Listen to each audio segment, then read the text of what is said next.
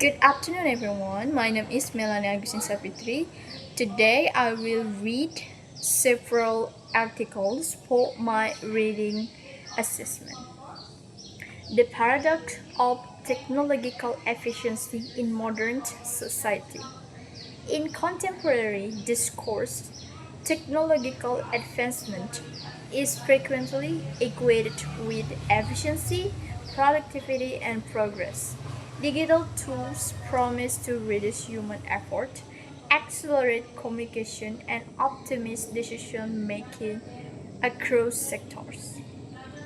However, despite unprecedented technological capacity, modern societies often experience intensified workloads, cognitive overload, and diminishing well being.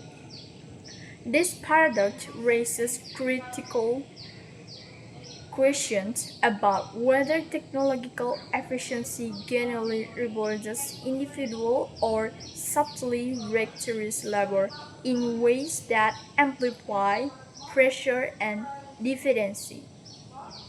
Historically, technological innovation emerged as a response to human limitation.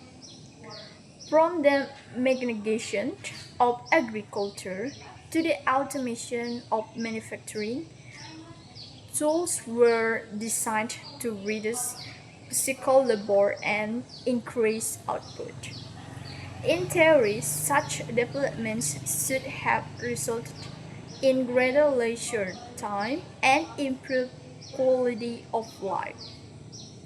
Yet empirical evidence suggests that efficiency gains frequently lead to higher expectation rather than reduced demand.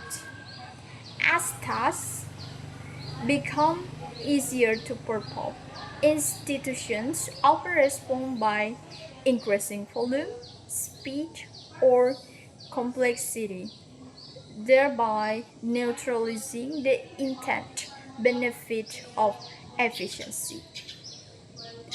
In the digital age, this phenomenon is particularly visible in professional environments.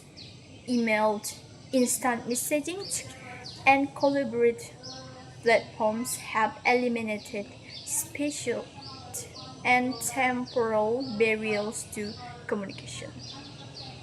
While these tools enable rapid coordinations, they also blur the boundaries between work and personal life.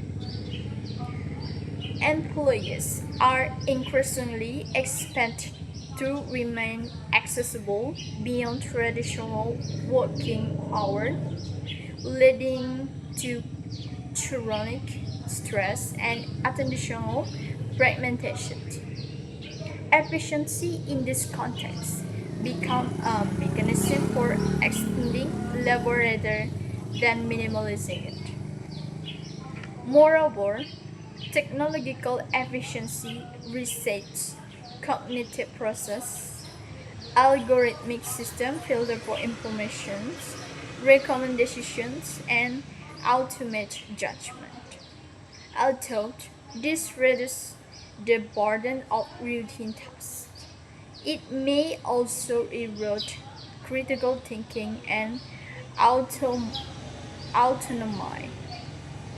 When individuals rely excessively on automated systems, they risk losing the capacity to evaluate information independently. The confidence of efficiency thus counsels a potential decline in human agency and reflective reasoning. The paradox is further complicated by economic incentives. In competitive markets, organizations that fail to adopt efficiency-enhancing technologies rise obsolescence. Consequently, efficiency becomes a normative standard rather than a strategic choice. This completing fosters a cycle in which technological adoption accelerates, regardless of its social or physiological consequences.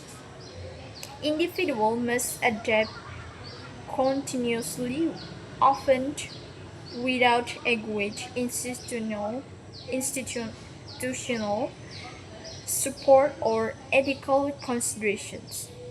Addressing this paradox requires a redefinition of efficiency itself, rather than measuring success solely in terms of speed or output. Societies must consider sustainability, human well-being, and cognitive integrity. Technological tools should be evaluated not only by what they enable us to do faster, but also how they shape our values, behaviors, and relationships. Without such reflections, efficiency might remain an illusion that promises liberation while delivering constraint. Okay, next, cultural memory and the construction of collective identity. Cultural memory plays a fundamental role in shaping collective identity. Fun fiction turning as a shared reservoir of narratives, symbols, and interpretations of the past.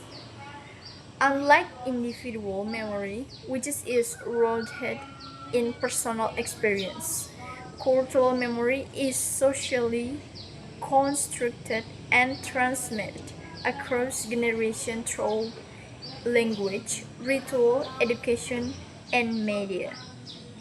It provides communities with a sense of continuity, legitimacy, and belonging, while simultaneously influencing how societies understand themselves in the present.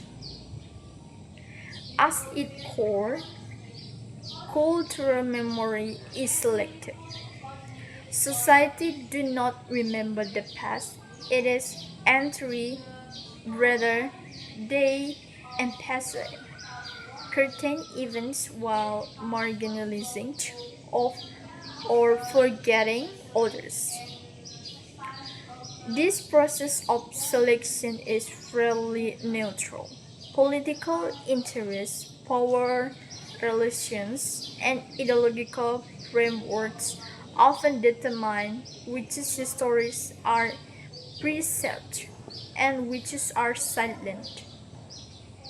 As a result, cultural memory can serve both as a tool of coercion and mechanism of exclusion, reinforcing dominant narratives while suppressing alternative voices. National identities offer a clear illustration of this dynamic. Foundational myths, heroic figures, and commemorative practices are commonly institutionalized through monuments, national holidays, and school curricula.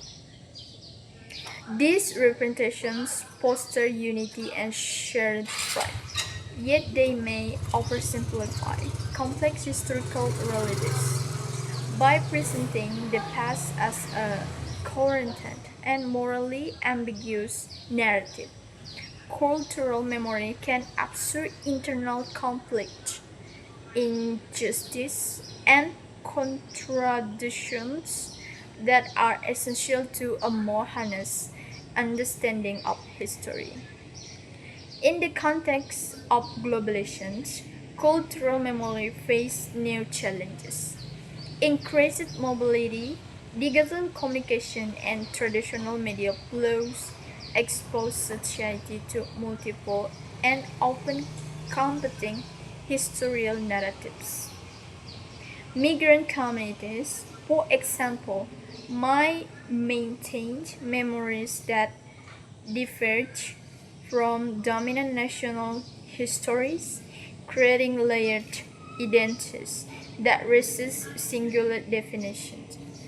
This plurality can encourage cultural dialogue, but it can also provoke tension when established narratives are questioned or disablished.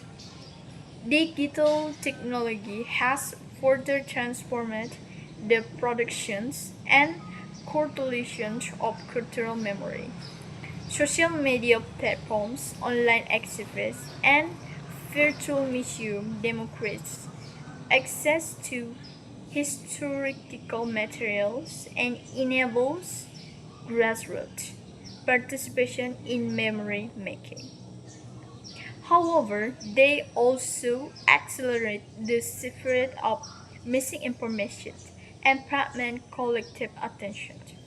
The evidence of digital memory does not guarantee depth or accuracy. Instead, it often favors immediacy and emotional resonance over critical reflection.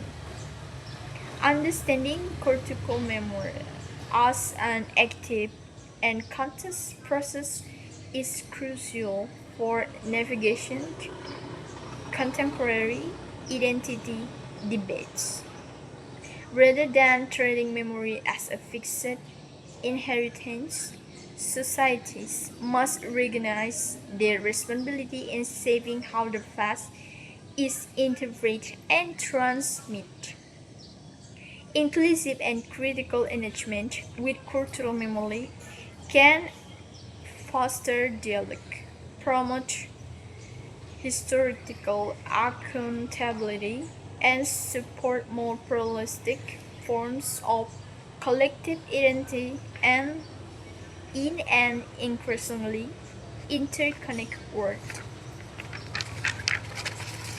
And then the last, climate anxiety and the psychology of environmental awareness. As scientific evidence of climate change becomes increasingly conclusive, public awareness of environmental risk has intensified. Alongside this awareness, a growing psychological phenomenon known as climate anxiety has emerged. Climate anxiety refers to chronic fear, distress, or helplessness associated with the perceived inevitability of environmental degradation. While not classified as a clinical disorder, it represents a significant emotional response to global ecological uncertainty. Climate anxiety is particularly prevalent among younger generations who are confronted with projections of long-term environmental decline. Unlike immediate threats, climate change unfolds gradually, making it difficult to conceptualize an emotional progress. This temporal ambiguity often furthers a sense of powerlessness as an individual struggle to reconcile personal action with the scale of the problem. Realizing, reducing consumption, or adapting sustainable lifestyles might feel insignificant when contrasted with, industrial emissions and system in nations. Psycholog- psychologically, psychologically, climate anxiety reflects a tension between knowledge and agency. Increased access to scientific information, it changes understanding of environmental risks. Yet it does not necessarily provide near pathways for meaningful interaction. This imbalance can lead to emotional paralysis characterized by avoidance, denial, or disengagement. In some cases, individuals cope by distancing themselves from environmental discourse altogether, despite acknowledging its importance. However, climate anxiety is not inherently detrimental. When accompanied by social support and constructive outlets, it can motivate civic engagement and collective action. Research in environment psychology suggests that emotions such as concern and fear can catalyze pro-environment behavior if individuals perceive their action as socially supported and politically relevant. Thus, the psychological impact the climate awareness depends largely on contextual factors rather than in information alone. Educational institutions play a critical role in shaping this context. Environment Environmental education that emphasizes systemic solution, collective responsibility, and political participation can transform anxiety into empowerment. By framing climate change as a shared challenge rather than an individual burden, education can mitigate feelings of isolation and despair. Moreover, integrating emotional literacy into climate education helps individuals recognize and manage their response more effectively. Ultimately, element anxiety reflect a rational reflection to an unprecedented global crisis. Rather than dismissing it as irrational fear, society must address its underlying cause thought, transparent communication, inclusive policy making, and meaningful opportunities for participation. By acknowledging the psychology dimensions of environmental awareness, it becomes possible to foster resilience and sustain long-term engagement with climate action. Okay, maybe that's all for me. Thank you.